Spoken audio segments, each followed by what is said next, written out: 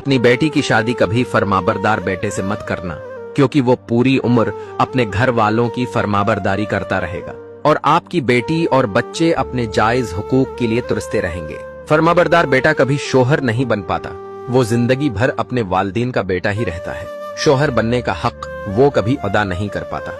फरमाबरदारी अच्छी होती है, मगर जब इंसाफ मर जाए तो वही फरमाबरदारी किसी की जिंदगी का जहर बन जाती है। ऐसा शोहर जिसके फैसले दूसरों के हाथों में हों, उसकी बीवी के नसीब में हमेशा कुर्बानी ही लिखी होती है। जो मर्द अपने घर वालों की हर बात मानकर बीवी के आनसो नजर इंदाज करे, वो न शोहर कहलाने के लायक है न मर्द।